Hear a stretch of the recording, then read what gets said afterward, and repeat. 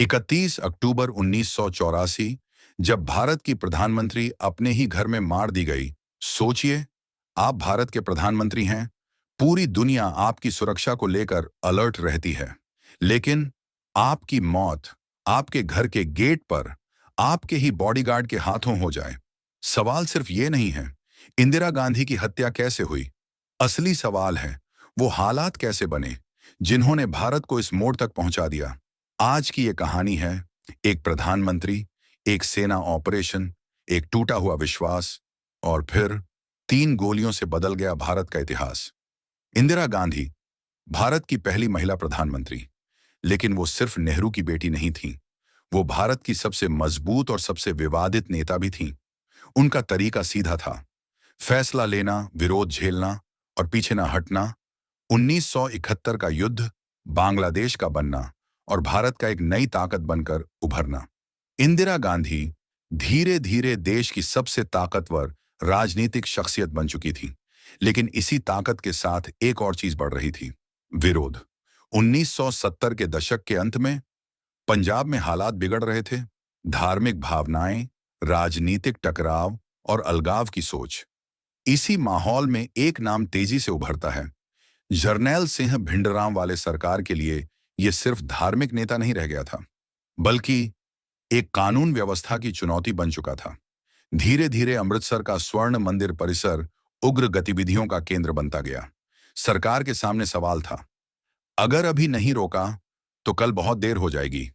इंदिरा गांधी के सामने सबसे कठिन फैसला था सेना को स्वर्ण मंदिर में भेजना। यह फैसला सिर्फ सैन्य नहीं था, यह धार्मिक, सामाजिक और राजनीतिक भी था। इंदिरा जानती थीं, इसका असर सीधा सिख समुदाय पर पड़ेगा और इसकी कीमत उन्हें खुद चुकानी पड़ सकती है।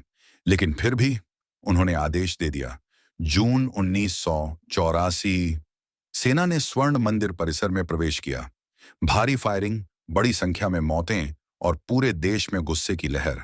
स्वर्ण मंदिर को नुकसान पहुंचा। सिख समुदाय के बड़े हिस्से के लिए यह सिर्फ एक ऑपरेशन नहीं था, यह एक गहरा जख्म था। यहीं से इंदिरा गांधी की सुरक्षा कहानी खामोशी से बदलने लगती है। इंदिरा गांधी को सलाह दी गई, उनके सिख बॉडीगार्ड हटा दिए जाएं, लेकिन उन्होंने मना कर दिया। उन्होंने कहा, अगर मैं ऐसा करूंगी तो मैं अपने ही लोगों पर शक करूंगी।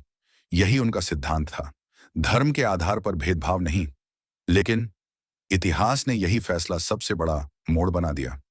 सुबह लगभग 9 बजे इंदिरा गांधी अपने सरकारी आवास एक सफदरजंग रोड से इंटरव्यू के लिए निकल रही थी। रास्ते में सुरक्षा गेट पर 2 बॉडीगार्ड खड़े थे। बेअंत सिंह, सतवंत सिंह, सब कुछ सामान्य था। इंदिरा गांधी आगे बढ़ी और तभी अचानक गोलियां चलीं। इंदिरा गांधी वहीं गिर पड़ी। पूरे सुरक्षा घेरे में कुछ सेकंड के लिए सब कुछ जम सा गया। दोनों हमलावर उनके अपने सुरक्षाकर्मी थे। उनका मकसद सीधे तौर पर ऑपरेशन ब्लू स्टार का बदला बताया गया। यानी वही ऑपरेशन, वही जख्म, वही गुस्सा जो महीनों से भीतर भीतर पक रहा था।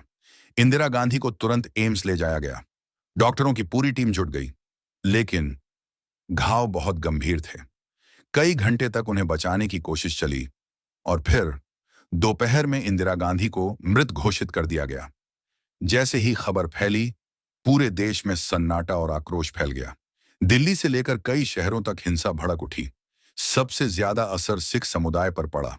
हजारों लोग मारे गए, घर जलाए गए, पूरा देश सदमे में था। यह भारत के इतिहास का सबसे काला अध्याय माना जाता है। हमलावरों पर मुकदमा चला, अदालत में पूरा मामला रखा गया और अंत में दोषियों को सजा सुनाई गई। लेकिन क्या इससे जख्म भर पाए? नहीं। आज भी सवाल वही है, क्या ऑपरेशन टाला जा सकता था? क्या हालात को अलग तरीके से संभाला जा सकता था?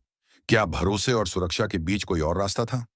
इंदिरा गांधी की मौत सिर्फ एक हत्या नहीं थी, यह भारत की राजनीति का टर्निंग पॉइंट था। इंदिरा गांधी ने खुद कहा था, मुझे अपने देश पर पूरा भरोसा है।